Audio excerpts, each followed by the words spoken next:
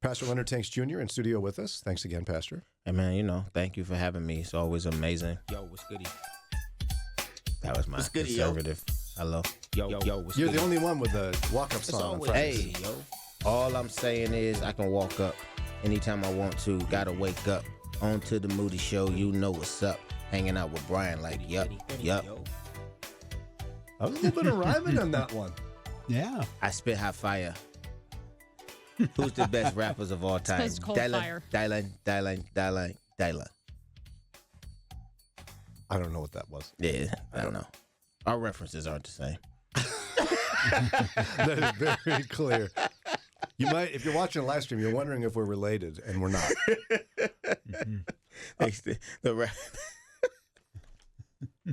Text live to 440-546-2255. So one of the ones we wanted to revisit today in a follow-up Friday is the Midlife Marriage Tune-Up was a New York Times piece that I thought actually had some really good ideas for Christians on this, because here's the deal. We believe in the sanctity of marriage. We believe in the importance of marriage, that God invented it. Fact. And yet I have a psychologist friend who ventures to guess that about 10% of Christian marriages are truly healthy and thriving. Many people settle for less than thriving. No, that's real. Because what they've done is they've just agreed they're never going to divorce. Yes. And so they rest in that and drift apart. You're agreeing with me on this? Yeah, absolutely. I mean, because to build a healthy marriage is hard work. It's hard, continuous work. That sounds depressing, doesn't it? Yeah, I mean, but it's because some people, I think you're about to get to it in it, but most people be like, oh, it's hard work. It's like, yeah, but you work hard to get a healthy marriage, and then you have to work hard to keep a healthy marriage. Right. That's right. And one of the reasons the New York Times talked about this is because whether you're Christian or not, gray divorce rates, which is divorce rates for those 50 and over, have doubled in the U.S. since the 1990s. So there's this midlife phase where people's marriages fall apart. The kids leave the nest, and they look at each other and go, I'm sorry, who are you? Mm-hmm. Or you're not the person I married. Yeah. Or there's decades of resentment that have built up. Yep. And you just drop the ball. So what do you do? There's some questions they said you ought to ask that can help create a good discussion amongst a married couple. I think you can do it anytime, but it's best in that midlife portion. First question, what's our next chapter? Mm-hmm. As in, like, what are our priorities and our hopes and our dreams for our marriage? Yeah. In the next decade? Mm-hmm. For some people, it's going to be, we want to travel more. We want to start a hobby together. We want to, I don't know, do whatever it is. You gotta talk about that future. Right. Yeah. I agree. Yeah. So often, I think if you don't talk about it, you each have kind of your own vision of which way we're heading. That's right. And then you get to that point where, let's say, the kids graduate, they actually move out of the house for good, and there you are, empty nesters. And she's thinking, great, now is a time when we're going to get to travel, and we're going to see the whole United States and visit every national park and all of that. And he's thinking, great, now is the time that I can take up golf and buy some more woodworking equipment and, watch my favorite TV shows that I haven't seen for 20 years because we've been raising kids and watching what they want. And you've got totally different plans, and that's where the friction really hits. Good point, Ron. It's so true. I've seen that happen. And so you've got to be able to have these conversations, and the challenge, of course, is that they're not going to organically happen.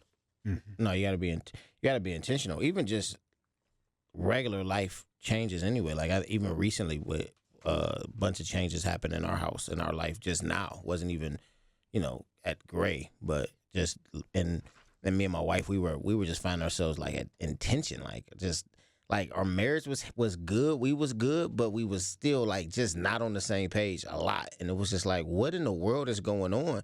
And then we finally looked at each other and was like, we're trying to navigate this season based upon last season's rules. We never sat down and said, wait a minute, stuff changed. We need to figure out what works now for us in this season. And That's good, Tanks. And once we did it, the tension went away. Because I'm like, we're not, we arguing, and it's like, but ain't nothing wrong. Like, what is the problem? But it was so much transition that happened that we never sat down and acknowledged the new transitions and said, hey, what's the plan for now? And we were still trying to make the previous life decision we made work in this one.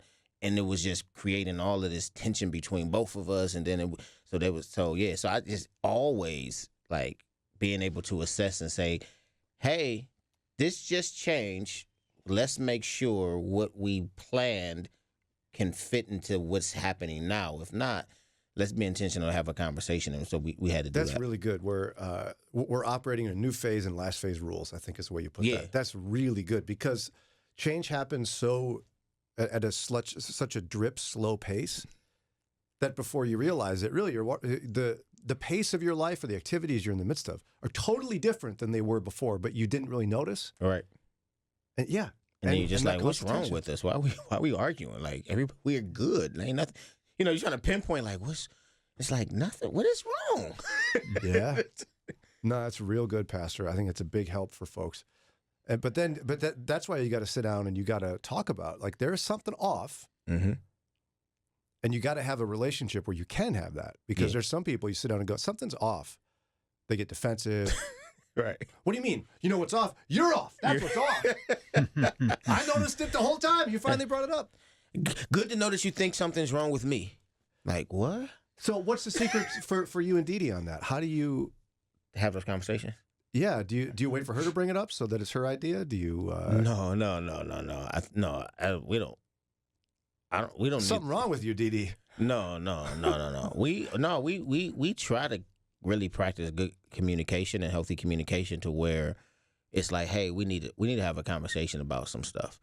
And for the most part, because we had such a rocky start in our marriage, we had to learn communication. For the most part, it's not perfect, but for the most part, we can have those honest conversations when we plan to have conversations.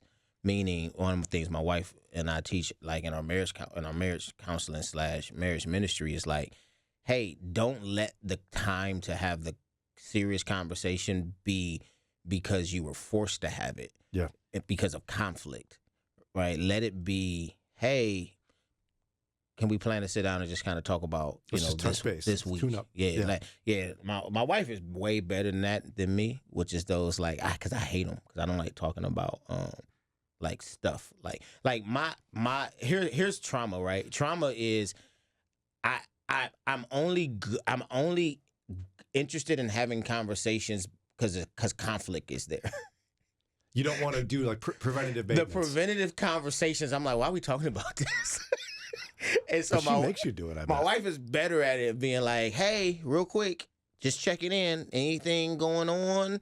Any way that, maybe something didn't go well this week? And I'm looking like everything cool. What's up? Like, Dee Dee Tanks, watch out.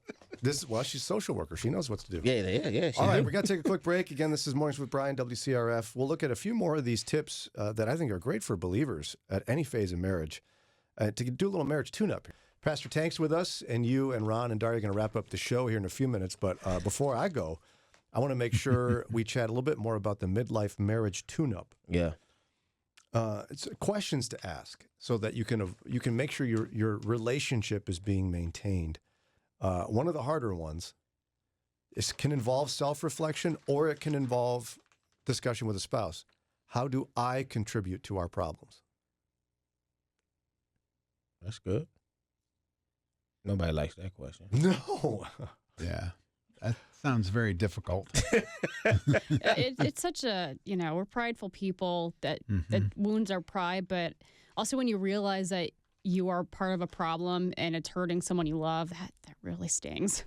But it's an important question to ask, because if you don't examine, you're going to continue to hurt those people. Absolutely. Yes, and I think if you prepare for that discussion, like if you say, I want to have a conversation, I want to work on our relationship. It's a hard one, but I want each of us to try to answer this question and ask each other this question. And here's when we're going to do it. And let's create an environment where we both feel comfortable. Maybe you go out to dinner. I'm probably not going to dinner. Maybe you... Dinner at home. Yeah. You take out, so there's no dishes. Yeah. So if you're prepared, but what you don't want to do is like in the midst of tension, throw that down. Or, by the way, you don't want to be like, Dee, by the way, what do I do to contribute to our problems again? And I mean, because that's just going to be a recipe for a fight. Yeah, it sounds like you're trying to say you don't. It sounds like a setup if you don't like set up like, no, this is what we're going to do. Right. Yeah, Like one of those dumb TikTok trends, like you're trying to trap your guy. Those are really popular right now. Really? Oh, yeah. Like trying to get them to admit to, like what one of them that was popular was like, what would you do if I was a worm? Like there is no right answer and she gets mad no matter what. Yes. What would you do if I was a worm? Yes. And the guy's trapped with like, I don't know, use you for bait? There is no right answer. It's like, well, I'd love you regardless. It's like, well, it's like you love worms. That's so weird. And I'm a human? What would I do? Am I not good enough for you because you prefer a worm? These are interesting TikToks. I'm not on TikTok. What else? I want to be ready. We got to be ready, Tanks. No, my wife is never going to do this. There was like the bird challenge. I forget exactly what that was, but basically, he's supposed to like notice, like if you say, oh look, there's a bird out the window, like he needs to like be really, really interested in this bird, because if he's not interested in this bird, that means he's not interested in you because that's important to you. This is weird. Yes, very weird. First day off TikTok. Yeah, TikTok's poison. If somebody came into your office at the church and said, you know, my husband, I don't think he really cares about me. Whenever I point out, you know, birds, he doesn't get excited. What would you laugh like that? What would you do? Yeah, I would probably have to catch myself from laughing. And me, realistically, truthfully, I would ask the person if this is serious, and if it's serious, I guess I would have to entertain it. But my inkling is going to be, I don't have time for this. Like I'm way too busy to entertain. You are suffering from main character syndrome is the problem here. That's what me? No, you did this person that you're speaking to. That's what okay. Yeah, like everyone does not have to like all the things that you like. That's not a healthy relationship. Yeah, I would literally say I'm busy right now. You're taking up my time. But I mean, as a side note, I think one of the better examples of this, our good friend Jamie Buxton. She's on the show regularly. Her husband is, he's a bird enthusiast, a birder.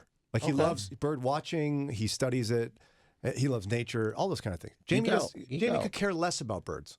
But you know what? Once or twice a year, she'll bird him with him. She goes with him because she loves him. Yeah. But he doesn't mind that she is not interested in the birding other days. Amen. That's normal. That's normal. Making and healthy, actually. Making me like birds is not normal. That's right. Another question for a marriage tune-up that you could do. Ask each other, what are we modeling for our children? That's really good. Mm-hmm. Okay. Daria's agreeing. What do you think on that? Like, why do you love that? Because what you see your parents do is what you're going to take into your own marriage for better or for worse. So you need to be very cognizant of that and realize that you're passing habits on your kids when you're having discussions with your own spouse. Mm-hmm. Yeah. Yep. And I think that, and I like it in agreement with Daria. And then in addition to that, thinking through what are we modeling, not just in the midst of conflict and discussion, what are we modeling in relationship to our love and in love with one another, right? Because we remember speaking about how sometimes once the kids go out the door, the marriage is like, I think a way to also continue to keep the spark there is to always be like, hey, are we modeling that we're just existing as business partners, roommates, or are we modeling that we love each other and that they can see an actual loving marriage and relationship? Because if not, they'll grow up and just be like, I don't really need to just exist with somebody. That's right. I think you need to show them what, like, for lack of a better word, like benign romance looks like, because it's not going to be the lovey-dovey honeymoon stuff all the time. It can't be. So show them that, like, simple acts of love, like picking up, his favorite snacks at the grocery store. He was supposed to do a chore and he didn't have time, so you do that for him. Like those things are really important for them to see as well. I agree. And you could even come up with what are the priorities of your marriage relationship. It may not be the same for everybody. Mm-hmm. But knowing that reflects on what your children see as a priority. For some couples, it's we do a date night, regardless, even if it's at home or whatever. We do a date night because we want to show to our kids X, Y, and Z. or maybe it's you set aside time specifically to talk every day and get caught up, and you want your kids to see you do it. Mm-mm. No, you don't want to do that? I don't know. I'm not doing that. So if that was Dee Dee's idea, you would have shut it down. It wouldn't be my wife's idea. Not every day. Like you said, the qualifier was every day. We about to have In theory, maybe, but in practice, maybe we can do once a week. You get caught up. Because like, how you doing? You don't want to know. Dee Dee, how's your day? Listen, no, okay, well, you made it seem like, not like, hey, how was your day? Like, we about to have a deep conversation. Because I actually tell, I tell married couples, so a lot of times, some of y'all problems, stop trying to have deep conversations all the time. Like, just go have some fun. Yeah, Like, no, it's good advice. like y'all always in constant conflict because y'all always talking about hard stuff. That's a great point. I mean, because that might be a good midlife marriage tune-up thing is what can we do to have more fun together? Yeah, like sometimes, like if you sit around the house always talking about hard stuff and trying to be deep with each other all the time, I'm sorry, that's therapy. I didn't want that. I wanted a marriage. Excellent stuff. Got just a couple of minutes left. We are talking about midlife marriage tune-up. We have on the line Linda from Cleveland. You had some advice for us. What do you want to share? Yeah, I wanted to say that if we can be other aware when we're talking with whomever it is, but in this case, spouses, so that we're seeing from their standpoint and not just our own. And then the other thing about when we're listening, can we listen to love, listening to learn, and can we listen to honor? And if we do those three things, positive results will come because that's the outcome of the conversation. Okay. Yeah, thank you so much. That's really good. Thoughts on that, guys? It's always important to be other-centric. It's natural for us to think, my feelings have been hurt, me.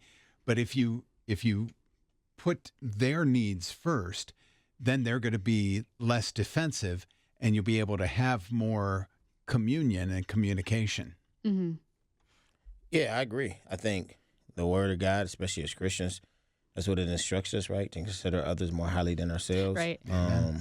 And so, yeah, I think especially when you're talking about any relationship, but a marriage, the reality is, man, the especially as the husband, right? The goal of the husband is to be thinking about what is the best thing for my wife. How do I love my wife best?